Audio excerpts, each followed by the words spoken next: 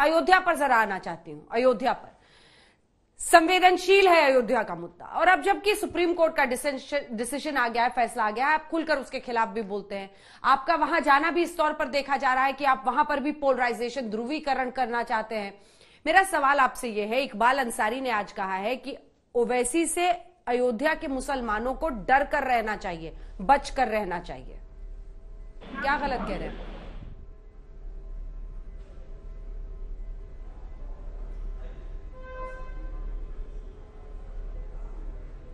Madam, मैं जानता नहीं कौन है ये, और इनको अपनी बात रखना पूरा इख्तियार है। जब आप बात अयोध्या की कर रहे हैं मैडम, क्या ये बात सच नहीं है कि अयोध्या डिस्ट्रिक्ट में 50% बच्चे बिलो 5 साल के स्टंटेड हैं, 19% बच्चे वेस्टेड हैं, 44% अंडरवेट है, 63% एनीमिक है, जिसमें 67% महिला एनीमिक है। ये इस अयोध्या की आप बात कर रहे हैं? जिस अयोध्या में आप बात कर रहे हैं 7% लोगों को वैक्सीनेशन हुआ है, आप किसकी बात कर रहे हैं मैडम? कौन सा काम किया उन्होंने?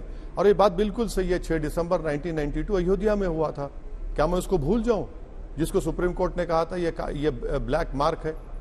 हुआ था ना। अगर वो नहीं होता तो क्या जजमेंट आता सुप्रीम कोर्ट का? तो हम इसकी बात करेंगे, मुझे इख्तियार है भारत के संविधान में। ठीक है, आप टकरा किससे रहे? इस बात को रखने का योगी आदित्यनाथ से। आपने अखिलेश यादव को भी आज चुनौती दी है, कहा है कि वो आए मुझसे डिबेट करें। तो आपको लग रहा है कि देखिए, मुस्लिम ज्यादातर तो पारंपरिक रूप से अब अगर जा रहे हैं तो सपा की तरफ ही जा रहे हैं, तो अखिलेश यादव से आप भिड़ रहे हैं, उनसे भिड़ रहे हैं। और वैसे भी आपको कहा जाता है कि आप वोट कटवा हैं सेक्युलर पार्टियों के लिए।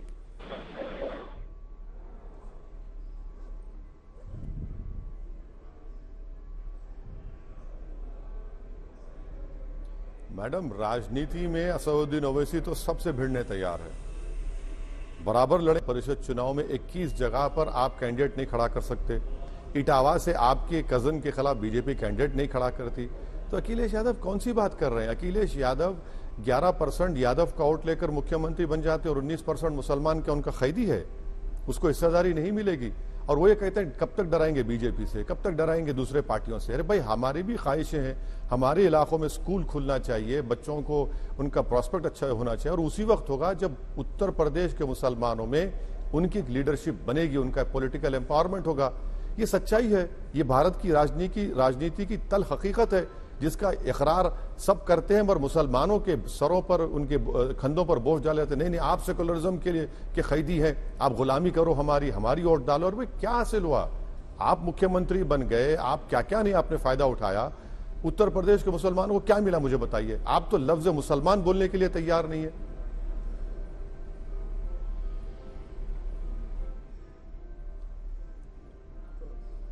मैडम, योगी आदित्यनाथ हो, तो आप भिड़ किससे रहे? ये तो बताया नहीं आपने। योगी से, अखिलेश यादव से? और योगी का बेड़ा गर्क कर दीजिएगा, आपको इतना भरोसा हो गया है? इनसे हम मुकाबला करेंगे, और जो मुस्लिम पॉलिटिकल एम्पावरमेंट के खिलाफ होगा, हम पूरा उस ताकत के साथ उससे लड़ेंगे। और हमारी ऐन ख्वाहिश ये है कि दोबारा उत्तर प्रदेश में बीजेपी की सरकार ना बने, योगी आदित्यनाथ दोबारा मुख्यमंत्री ना बने। अब ये दूसरी पार्टियों को सोचना है, वोट कटवा हमको बोल रहे हैं। मैडम, एक स्टेटिस्टिक्स आपको तो मुझे इजाजत दीजिए। 2019 के चुनाव में 73% मुसलमानों ने समाजवादी और बीएसपी को वोट दिया। क्या कर लिया आपने? पिछले 5 साल पहले आपने राहुल गांधी से मिलकर यूपी के 2 नौजवान, क्या कर लिया आपने? कौन सा पहाड़ खोद के चूहा भी नहीं निकाला आपने? नुकसान किसका हो रहा है? अखिलेश यादव का नुकसान हो रहा है या तस्लीम का हो रहा है? वो चूड़ी वाला जो इंदौर में उसको मारा गया। मॉब लिंचिंग में किसी अखिलेश यादव की होती है, मुसलमान की होती है? बताइए मेरे को आप। मुकदमे किस पर आयद होते हैं? CAA के जी।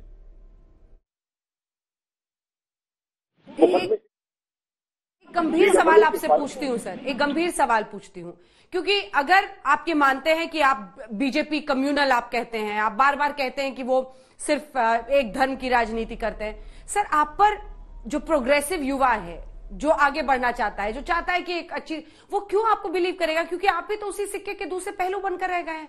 आपकी हर दूसरी लाइन में मुस्लिम वर्ड होता है, आपको सिर्फ मुस्लिमों की चिंता दिखाई देती है। आप कैसे अपने आप को ऑल्टरनेटिव बनता हुआ देख रहे हैं? आप तमाम राज्यों में तो पहुंच रहे हैं अपनी चुनावी नैया लेकर, लेकिन आपको भी बस वही भरोसा है कि मुस्लिम भैया जो हैं सारे हमें वोट दे दें, तभी शायद ओवैसी जी की नैया निकल पड़े। इन पर कोई नहीं बोलता। और फिर ये योगी आदित्यनाथ के दौर में हर पुलिस स्टेशन में एक ठाकुर है, उनको कोई नहीं बोलता। यही लखनऊ में जहां से आप मुझे इंटरव्यू कर रहे हैं, एक ब्राह्मण समाज के लड़के को पुलिस ने एनकाउंटर में मार दिया तो पुलिस वाले सस्पेंड हो गए, और वो जो दूसरे एनकाउंटर हुए जिसमें मुसलमान मारे गए, एक सस्पेंड नहीं होता है। ये कौन बात करेगा मुसलमान की? फिर बात तो करना चाहिए ना। जब भारत की जमहूरियत में इसमें हिस्सेदारी की हम बात कर रहे हैं, पार्टिसिपेटिव फॉर्म ऑफ डेमोक्रेसी है, तो पार्टिसिपेशन सिर्फ वोट डालने के हद तक होगा या फिर जीतने का भी होगा? एमएलए बनेगा, एमपी बने। ये तो हमको ये कहा गया है कि बाबा आप मुसलमान है, एटीएम की मशीन है, हम आएंगे कार्ड डालेंगे, आपका वोट लेते जाएंगे। अरे भाई कितना वोट डालेंगे जी?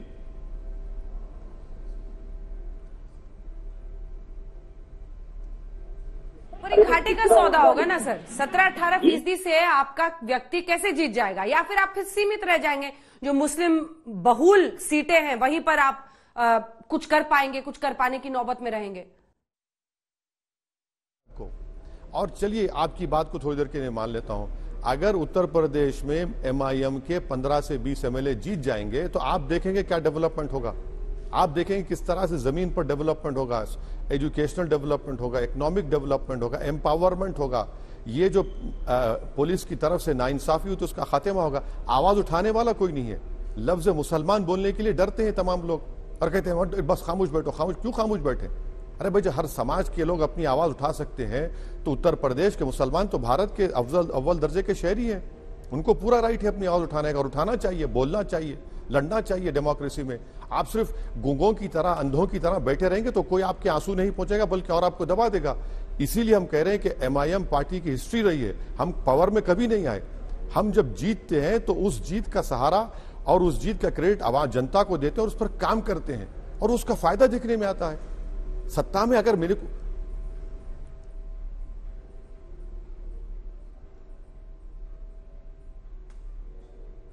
हिंदुस्तान के मुसलमानों पर आप बोल रहे थे सर, इसी से एक सवाल मेरे मन में आया कि तालिबान से लेकर अब पोलराइजेशन यूपी में पहुंच रहा है। अब नया कोट ये नहीं है कि आपको पाकिस्तान भेज देंगे, अब कहा जा रहा है अफगानिस्तान भेज देंगे। मेरा सवाल आपसे बड़ा है और वो सवाल ये है कि एक तरफ नसरुद्दीन शाह है जो ये कहते हैं कि जो लोग तालिबान के कब्जे पर, अफगानिस्तान में जो उन्होंने कब्जा किया है उसकी वजह से जश्न मना रहे हैं, वो कह रहे हैं कि ऐसे मुस्लिम ठीक नहीं है, ये गलत है, क्योंकि हमको इंडिया में वो फ्रीडम है और जो हमने जिंदगी यहां पर जी है वो बिल्कुल अलग किस्म की है। तालिबान एक बहुत ही खूंखार मध्ययुगी सोच वाले लोग हैं। दूसरी तरफ आप देखते हैं जावेद अख्तर जैसे लोगों को भी, जिनके बयान को लेकर बवाल है। आप कहां पर खड़े हैं इसमें? क्योंकि यूपी में सबसे ज्यादा पोलराइजेशन अब तालिबान के नाम पर हो रहा है। भी नहीं है भारत का मुसलमान अफगानिस्तान कहां है, उसके मसाइल दूसरे हैं। उसकी प्रॉब्लम क्या बताता हूं आपको। कानपुर में एक मुसलमान को पीटा गया, उसकी 10 साल की बेटी लपेटकर बाप को बचा रही है, वो मेरा मसला है। इखलाक को मारना, पीलू खान का मारना, इन बच्चों को 22 मुसलमानों को जो फायरिंग में मर गए CAA के, उनकी मौत, मुसलमानों का literacy rate, drop out rate, ये हमारे मसाइल हैं। अब जहां तक सवाल बीजेपी का है तो हम बीजेपी को डायरेक्ट पूछ रहे हैं, अगर तालिबान टेररिस्ट है तो डिक्लेयर करिए ना उनको। आप, मैं चैलेंज करता हूं योगी आदित्यनाथ को और नरेंद्र मोदी को, डिक्लेयर करिए, चलिए बताइए तालिबान टेररिस्ट है। अगर है तो यूएपी में लाइए, और अगर टेररिस्ट अगर आप मानते हैं तो UN सैंक्शन कमेटी में आप उनको डिलिस्ट मत करिए। कौन रोक रहा है आपको? आपकी तो जबान खामोश है। आपने तो अपनी एम्बेसी में उन लोगों को बुलाकर नहीं मालूम कबाब खिलाया या बिरयानी खिलाई या बिस्कुट खिलाया, क्या खिलाया? आपने तो बात की उनसे। क्यों बात की आपने? वही भारत की सरजमीन पर एम्बेसडर में। तालिबान के ऊपर राजनीति तो आप कर रहे हैं। इनको बताना चाहिए देश को। भारत के 35,000 करोड़ रुपये खर्चा हुए हैं, लाइब्रेरी बनाई गई, डैम बनाया गया, पार्लियामेंट की बिल्डिंग बनाई गई, और वो CIA का जो ऑफिसर कल हिंदुस्तान टाइम्स इंटरव्यू में कहता है कि नरेंद्र मोदी की सरकार ने भारत के मुसलमानों को आइसोलेट करके नेशनलिज्म और रिलीजन के नाम पर गलत काम किया। खंडन करें मोदी सरकार उसके इस बयान को, इंटरव्यू को। हम ये कह रहे हैं कि आप बताइए ना तालिबान टेररिस्ट है या नहीं है। हाँ, मैं ये कह रहा हूं कि अफगानिस्तान में जो तब्दीली आई है इससे पाकिस्तान को फायदा होगा और फ्यूचर में हो सकता भारत के लिए ठीक ना हो। मैं तो पार्लियामेंट में स्पीचेस हैं 2013 से मैं कह रहा हूं